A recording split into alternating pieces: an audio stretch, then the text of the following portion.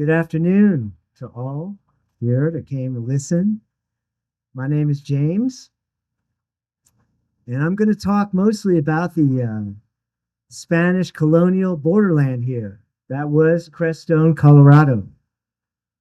That's right. We were at the borderland of this great Spanish Empire for a couple of hundred years. Now, before I get into that, I'm just going to explain how this was the borderland and the native nations that were living here. About an hour north of us is the small city called Salida. I know most of you have been there. Now, that city is on the Arkansas River. That was the northern tip of the Spanish Empire in the Americas. Yes. The far southern tip was all the way down in Patagonia in Argentina.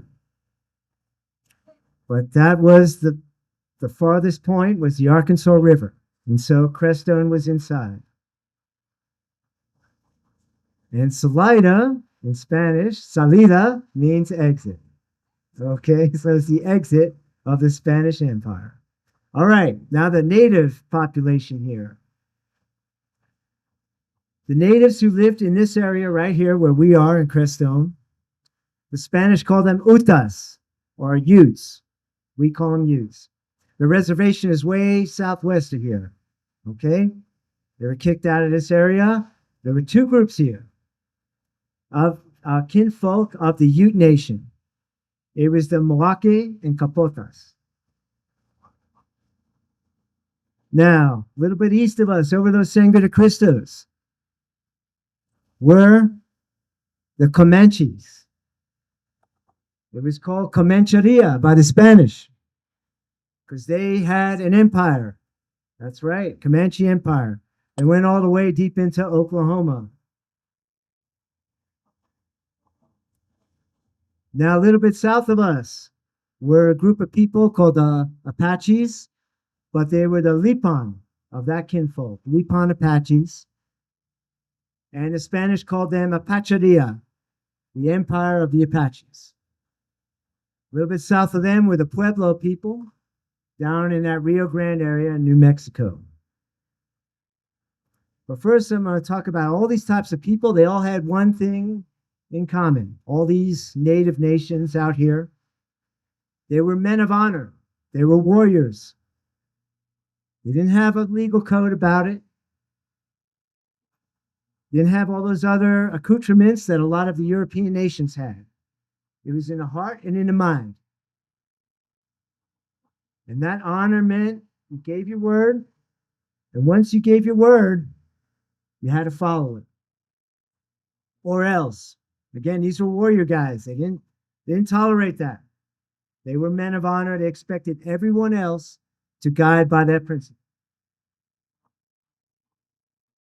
Now, this area here was a hunting area. Okay?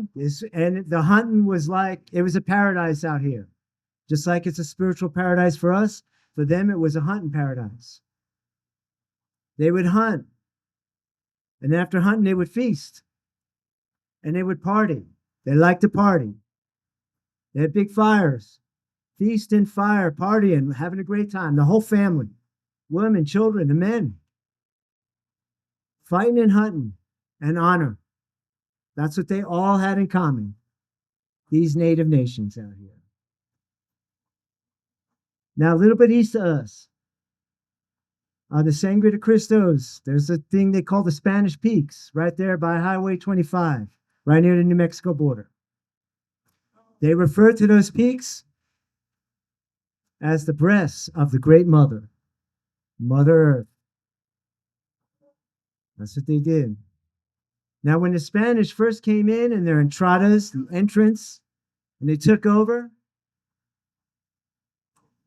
basically the Pueblo people in the Rio Grande. They had the great corn mother, Mother Goddess there. They said once the Spanish came, she took off. But she'll come back. We don't know when. But they said when. Now, I want to tell my first story about how that honor code worked. In the 1700s, the city of Taos, we all know that city down there south of us, right? About 2 hours south. The Spanish settled it and called it Ranchos de Taos. They didn't settle in the Taos Pueblo. That was the native people there. They set up ranchos. What were ranchos? They were huertos farms that used for selling food. And then they would have a lot of different type of cattle, mostly sheep and goats. And it was a big property. If you were owner of a rancho, you were a respected man. Now, a hacienda was basically that, but times about 100. A lot of land, a lot of cattle, what they call ganado, cows and bulls. And they had fabricas, little factories where they made things related to vaqueros, the cowboys, and the cattle. Now, there was a gentleman, Spanish gentleman by the name of Pando. His name is Senor Pando. And he was also an Indian fighter, fighting the Comanches, the Comancheria. Now, there was constant war in the northern settlements of New Mexico between the natives and the Spanish. Why? You see, the Spanish also had a code of honor. It was called honra. And if you were a Spanish gentleman, you did not do low type of labor. You didn't clean your toilet, chamber pot back then. You didn't cut the grass. You didn't clean the bath. You didn't fix a roof. You had other people do that for you. A Spanish gentleman fought with weapons, a sword or gun, or he was on a horse. So they needed other people to do that labor. So basically, they would catch slaves. They would go to los indios barbaros, they called them, the Utes, the Apaches, the Comanches, even the Dine Navajo, even far out there in the Hopi. They get them. They get them out there, they catch them as slaves, they would turn them into what they call genizados. They would mix with them, they get people, the Spanish would mix with them, and they get families, and they would become loyal Spanish people on the outposts of the frontier. Mix of native and Spanish. Now you see there was a big war going on between Comancheria and the Spanish Empire. Now finally, Senor Pando decided to have a meeting with the major Comanche war chief. I don't know his name, but they had a meeting and the Comanche war chief said, "Hey, look, Senor Pando, you have a lot of daughters. I'd like to marry one and make an alliance with you." And so basically, Senor Pando said, "No problem. I can give one of my daughters to you." See, they used to have multiple wives, a lot of these war chiefs. So basically, the Comanche war chief came back to Senor Pando's rancho. He said, "All right, I'm ready to marry your daughter." Senor Pando said, "No. She's betrothed to a Spanish man, a gentleman. I'm sorry." Comanche war chief said, "Okay." Well, he just came back late at night with his warrior band and destroyed that rancho. There's no more. There's no more Pando Rancho in the ranchos of Taos. There you go. That's how they worked. So code of honor, I'm telling you. You didn't mess with them. And the Spanish had it too. And so there was a mutual respect between the native nations up here and the Spanish. Now, we got a lot of Spanish names out here. Where'd they come from? We got La Garita. They're about an hour and a half away west of us. That means a little hovel in Spanish. Then we have about 40 minutes south of us, Mosca, means fly in Spanish. About an hour away south, Alamosa. It's basically the flat plains of the oak trees. San Luis, where'd they come from? This valley. Came from San Luis, el rey de Francia, y Martiro. Martirio así, basically he was a French king in the 13th century that went on a crusade. He was going to fight the Muslims there. In North Africa, he died. He became a martyr for the faith. Now, the story of the Sangre de Cristos. There is another war in the 1700s between the Utes, and the Spanish.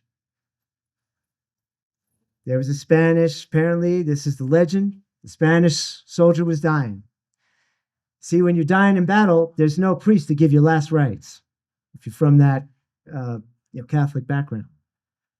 So he saw that red light that we've seen a lot on that mountains out there. He said, Sangre de Cristo, means blood of Christ. That's how you get saved. So you go to purgatory instead of hell. There you go. Now, so what happened there was basically all these kinds of things, the Spanish influence all around. The vaca came from vaca, cow, right? We see in the 1800s, there was a Spanish family that had the legal title to this crestone right here. They were called La Familia de Cabeza de Vaca, the head of the cow. You see, they were from a famous conquistador and mystic healer from the 1500s, 300 years ago. His name was, if I can pronounce it here, what was his name there? Basically, Alvaro Núñez Cabeza de Vaca. That was he. He was a Spanish conquistador in the 1520s. He came to the first Spanish colony in the Americas. It was called La Florida. His land of flowers. They got a shipwreck in the Tampa Bay area. This is before they built that city of San Agustino, the oldest city in America, St. Augustine, all right? They got into a shipwreck. They get into a bunch of fights with a lot of natives out there. They're like, let's get out of here. They had one ship left. They go across the Gulf. Another storm hits. You can imagine. They land in, what's it called, Matagorda Bay in East Texas. Okay? Now, in that Matagorda Bay, that place would later be used by the French pirates to hide a lot of their treasure loot. And there are still treasure hunters today that off the coast of Florida and Matagorda Bay there in Texas, they still find treasures from the Spanish and the French. Still lying there in the sea. But this shipwreck, it destroyed all their ships, killed all their horses, and killed almost all the men. No weapons, nothing. There's just 3 men left. Señor Caballero, Cabeza de Vaca, this Señor Dorantes, his conquistador friend, and his black slave, Estebanico. These are the 3 guys who are left. They start going on adventures through East Texas. They start fighting the natives, but don't have any weapons. So what happens? The natives actually made them slaves. They were slaves to the natives. It was terrible. 3 misfortunes all in a row. But something happened inside Señor Caballero Cabeza de Vaca. He had a transformation, a spiritual transformation. He decided, hey, all these failures and disasters, they're a reason. They're showing me something. And he started becoming like a kind of mystic, religious mystic. And he said, hey, I feel I can do some healings. And he started doing healings in this local native nation he was in. And it worked. And all of a sudden, he started getting a reputation. They freed him and his friends. And he started going around to all these native nations around the Southwest. 7 years it took him. They went everywhere around this, what we call the Southwest of the United States, doing that. And he became famous as that healer and mystic, Cabeza de Vaca. Finally, he found a Spanish settlement in northern Mexico in modern-day state of Culiacan. And he met another Spanish man by the name of Gaspar de Alfaraz. But he wasn't a conquistador like Cabeza de Vaca. This guy, he was a slave raider and trader. They had him back then. He was going to go up here in the Southwest and grab some slaves to do the work for him. And Cabeza de Vaca said, don't do that. I've been working as a healer and a mystic with these people up there Do not do that, please. Well, he didn't listen to him. Cabeza Vaca left Mexico. He would later be used by the Spanish Empire in South America as a conquistador. In Spain, he worked for the king in Spain. I forget what king it was back then. It was a Habsburg, but whatever. And then he went to work in North Africa for the Spanish Empire. But he wrote his story down. 300 years later, his family had the title to this land right here. Now, what happened to Dorantes, Senor Dorantes, and his slave, Estebanico? Well, they went to Mexico City. They started telling all these crazy stories. I think there's all this riches up there, all this treasure. What kind of treasure were the Spanish looking for? Treasure in people, what they called encomienda. It's a labor draft. They get the natives, force you to work, they pay you crap, but you got to clean bathrooms, you got to clean stuff like that for them. You got to fix the tiles on the roof. You got to do all that. Got to cut the grass. And then there were what they call las minas, or the mines. And they were looking for two metals, silver, plata, and gold, oro. Why? Because the Spanish money was that. The reales were plata, was silver. They called peso de oro común was gold. That was their money back then. So they're looking for those mines. So the viceroy in Mexico City talked to Estebanico and said, all right, I'm going to let you go up. I'm freeing you. You're not a slave anymore. But you're going to go up with Father Nisida Marcos, Franciscan friar, and a few Spanish soldiers, and you're going to find these riches for us. And it was called an entrada, or entrance. The Spanish came up with soldiers and monk priests, okay, mostly Franciscans. That's how they did. They came up here in the Southwest. Estebanico talked to Father Nisida Marcos and said, look, I'm going to go ahead of you. I'm going to find that treasure. I know where they're at. Did he know where they're at? No, but he said he did. He goes up, he says, each time I find a little treasure, I'm going to set up a little white cross. And put up these little white crosses. And if the cross gets bigger and bigger, that means I found more and more treasure. So every month he did that. Little crosses. The Spanish are finding them. And then about 6 months later, they put up this massive white cross. Somewhere in New Mexico, I don't know where it was. And they're like, oh man, what did Estebanico find? But there was a problem. See, the next months later, there were no more crosses. Where did they put them? Oh. See, Estebanico was over at the Zuni Pueblo out there in northeast New Mexico. And basically, in that Zuni Pueblo, Estebanico is having trouble. He started demanding where the treasure, they were hiding treasures out. He started messing with their women. Like I said, these native nations are men of honor. They don't take that. So they decided to kill him. Tied him to a tree, shot him up with arrows, San Sebastian style. That was the end of that entrada. But the Spanish, they weren't going to leave it. They set up another one. This time with Senor Caballero Coronado, the most famous of the conquistadors. They still didn't find anything. They went through Colorado, out here. They went all the way in the middle of Kansas looking for it. The flatlands of Kansas, they couldn't find it. They found a lot of buffalo back then. They shot them, they eat them, they're delicious. They had this native guy, they called him Turco, the Turk. He kept telling him, I'm just go north, more and more. Go up even modern day Nebraska, go up there, Wyoming. You'll find it. They knew he was lying. They just killed him. That was the end of that entrada. Finally, the Spanish did. They did take over. In the late 1500s, his name was Senor Caballero Juan de Oñate. And they finally defeated the Pueblo people and set up the capital in modern-day Santa Fe. And they built a cabildo. Cabildo is the government building. It's now called the Governor's Palace. I don't know if any of you have been there. You can still see it. And then basically they set up their empire there in northern New Mexico. Well, they had a lot of problems. They set the encomienda up. They required all the Pueblo people to go work for them. Well, they're men of honor too. They're not going to do that.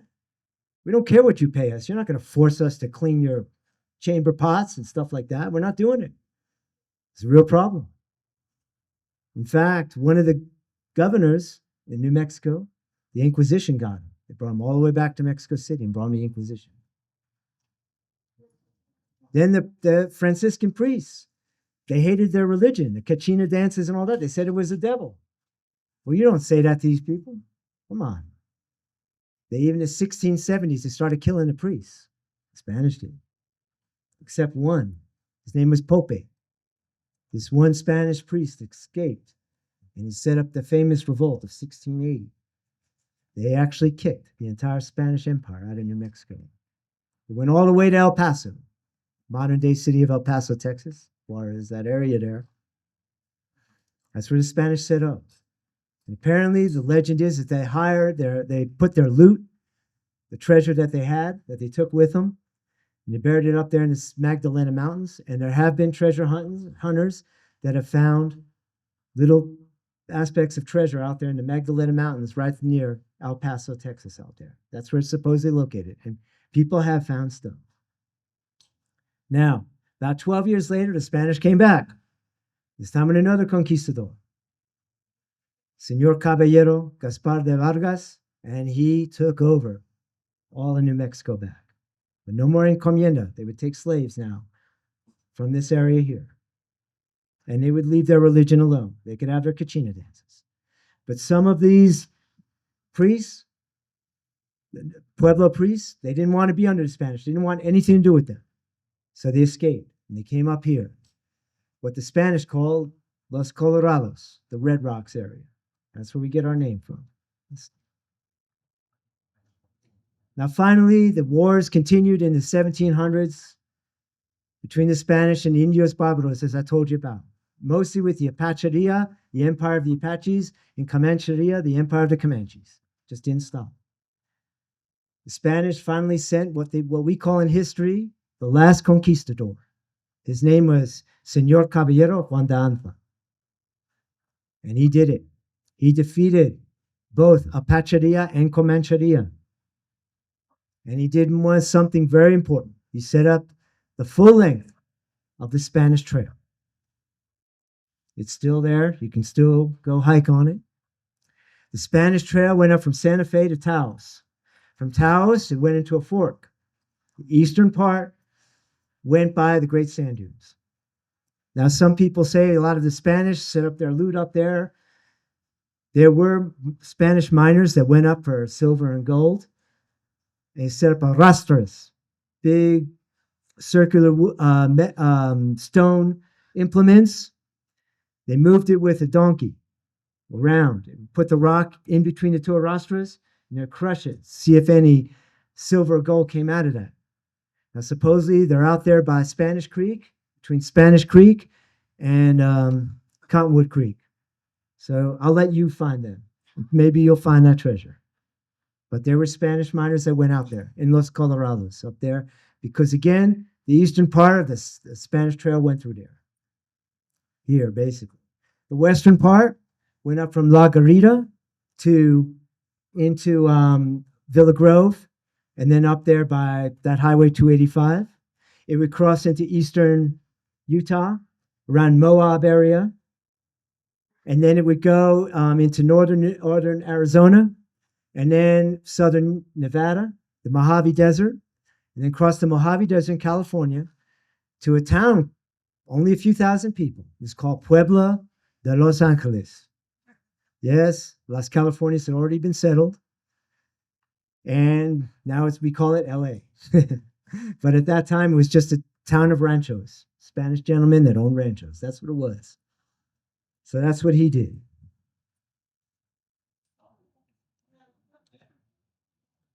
Now, what happened in the 1700s in this region up here, I'm going to tell 3 stories about what was going on. You see, up in this area, there are very few priests.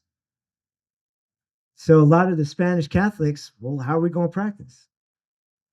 So they set up their own religious brotherhoods, or cofradías, they call them. And this brotherhood called itself La Hermandad de la Luz, Brotherhood of Light.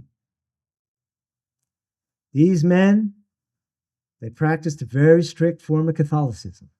Every Semana Santa, Holy Week, Pascua, or Easter, all the days of the Holy Week, from Sunday, Palm Sunday to Easter Sunday, they would reenact the passion and death of Jesus.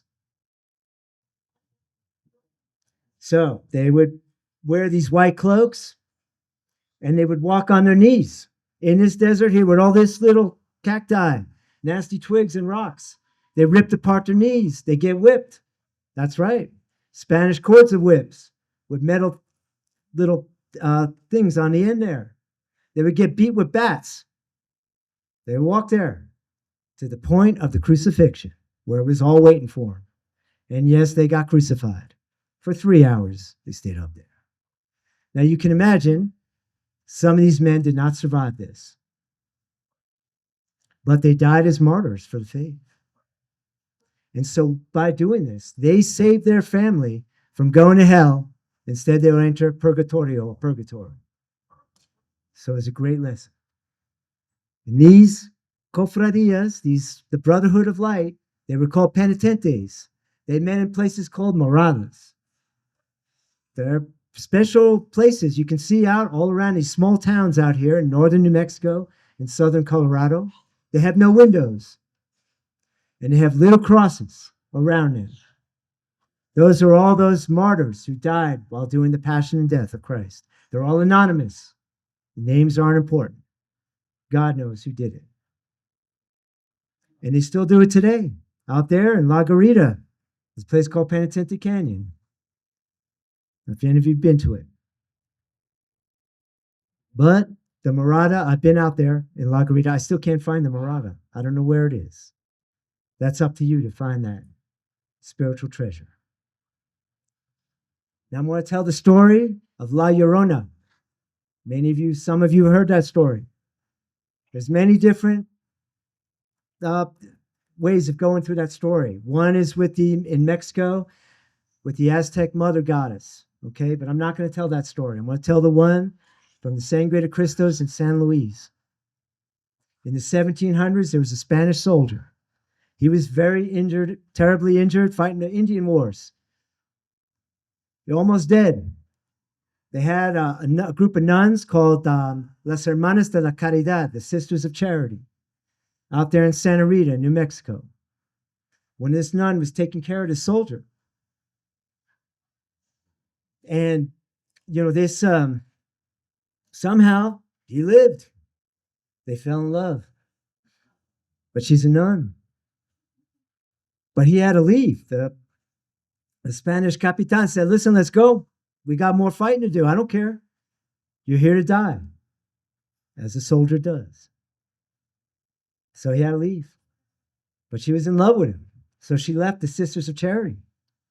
She went looking for him out there in the deserts, northern New Mexico. Well, she didn't find him. Out there in a white dress, barefoot. And eventually, she just died out there. Hunger. No water or anything. But love will make you do those things. And so the legend is, every new moon, la luna creciente, as the Spanish call it, she's out there, all around here, crying for her man, white dress, barefoot. She's facing a mesquite tree, and then she just disappears. That's a legend. La leyenda, the La Llorona. Now the final story. I'm going to talk about Ermita de Las Vegas. Not Las Vegas, Nevada. Las Vegas, New Mexico. Small city out there off of Highway 25, Interstate 25. He was a hermit, religious mystic. It was during that. This was the time of the Civil War, by the way, 1850s and 60s. He basically was he was kind of a strange religious mystic. A lot of the official Catholic people didn't like him. He was an Italian man. His name was Friar Agostino. But he decided to travel for himself and find his own mystical path. He went all the way South America, all over, finding adventures and everything. Finally, at the age of 60, he decided he was going to come to a real spiritual area right here in the San Luis, Sangre de Cristo area. He lived up in a cave outside of Las Vegas. You can still visit that cave. And basically, in that cave, you had this basically he wore a black cloak, like a monk black outfit, long white beard. He carried like this really rough cord of what do you call it? Rope that he used to whip himself with. Yeah. And he carried a little bell, little silver bell. And this guy became real popular. They loved him. The locals loved him. Now, the local priest didn't like him so much because he was kind of bizarre, strange. His mystical religion kind of strange. But he was loved by the locals. The hermit of Las Vegas there.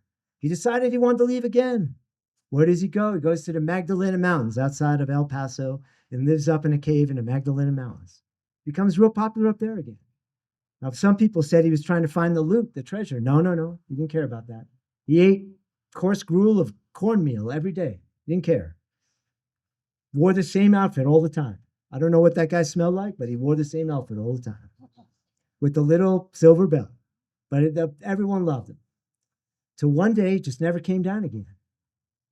What happened to this man? He was murdered. Somebody stabbed him real bad. Never found out who did it. But it didn't matter. He really true came out there to die because he died in his own spiritual path. And that was fine with him. And I guarantee he'd probably forgive the murderer too. Now, those are my stories here in the San Luis Valley, the Sangre de Cristo area. You're not going to read them in any normal history book.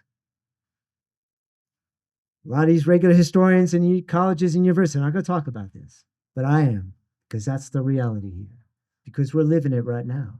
That's why I'm telling these stories. You see, as a Crestonian, I see around me a lot of Crestonians everywhere. Why'd you come here? You came here for transformation, a type of adventure. Instead of talking about it, you did it. A lot of people talk, but it's another person who does it. And that's what we've done here in Crestone. You got to have those adventures outside in order to have that transformation inside. Now, a lot of these people were looking for treasures everywhere. Silver, gold, whatever. And it was happening here in Crestone. The gold mining boom, right? But eventually those things, they disappear. The greatest treasure is inside of all of us. It's that spiritual transformation that changes us. It makes us realize the true spiritual path of peace and freedom and transformation of all. And love, right? So, there's your stories. Thank you very much.